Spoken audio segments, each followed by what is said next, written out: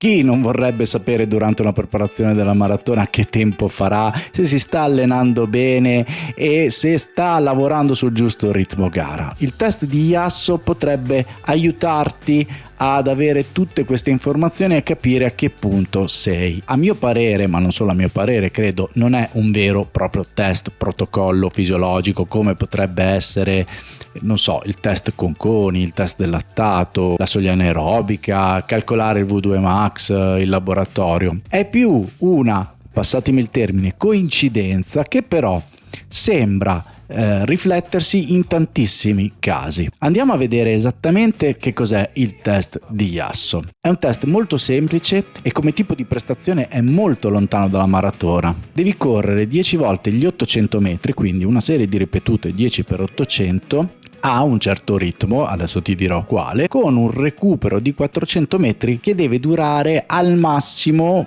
diciamo per i meno allenati così, per i più allenati può durare anche un po' meno, la prova degli 800. Facciamo un esempio.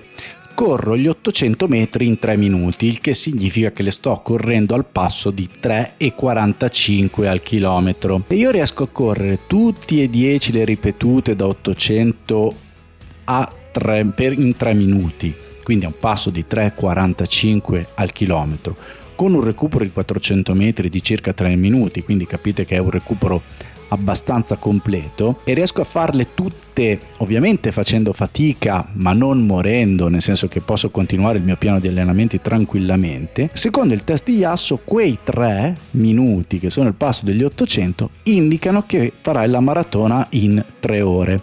Se gli 800 metri li corri in 4 minuti, potrai correre la maratona in 4 ore. Se corri gli 800 metri in 3 minuti e 30, potrai correre la maratona in 3 ore e 30. Quindi, secondo questo test, c'è una corrispondenza nei minuti e secondi degli 800 rispetto alle ore e minuti della maratona. Sembra che in tanti che hanno fatto questo test abbiano avuto un ritorno, magari con un errore di 1 o 2 minuti. Bisogna però fare dei ragionamenti. Da una parte può funzionare, dall'altra capiamo che i 3 minuti degli 800 non sono le 3 ore ovviamente della maratona.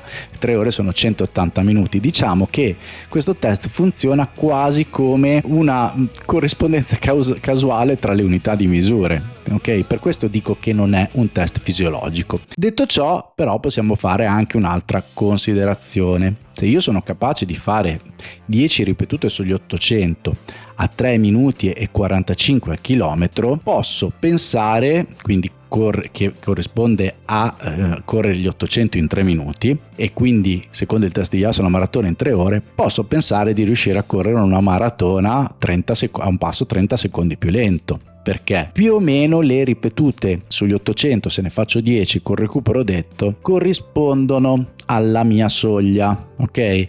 Non è detto per tutti, alla mia soglia anaerobica non è detto per tutti, ma se facciamo un ragionamento vuol dire che io, ben allenato per una maratona, perché questo non funziona se voi non avete mai corso ad esempio più di 20, 23, 24 km, ma siete comunque dei runner forti. Il test funziona se state facendo una preparazione idonea per la maratona. Io ben allenato per la maratona, è plausibile che potrò correre la maratona 30 secondi più lento di quello che è il mio passo alla soglia. Direi che non fa una piega se ci pensiamo. Dall'altra parte è importante, sarebbe importante, e qualcuno l'ha fatto ma magari molti non lo fanno, fare questo test senza avere, come dire, l'assillo della predizione. Mi spiego meglio. C'è il rischio da una parte che ci sia la profezia che si autoavvera. Io mi sto preparando per correre la maratona in 3 ore, farò di tutto per correre gli 800 metri in 3 minuti, ma magari sarei in grado di correrli anche a 2,55. ok? Non di passo, la durata degli 800 metri. Da un'altra parte voglio correre assolutamente la maratona in 3 ore, ma diciamo che tutta la mia preparazione è 3 ore e 10 minuti.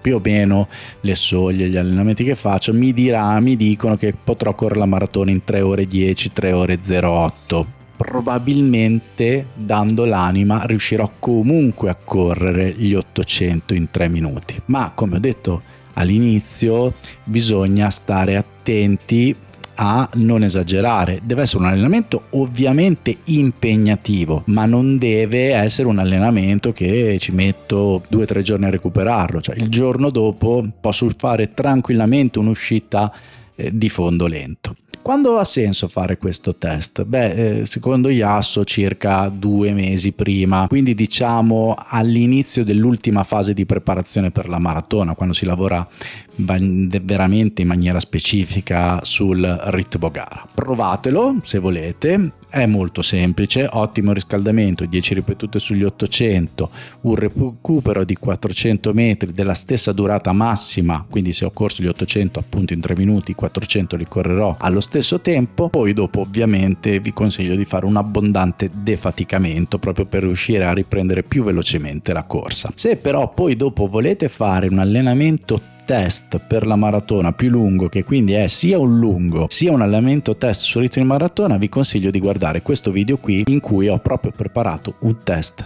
specifico per capire se siete pronti sul ritmo gara su cui vi state allenando per la maratona.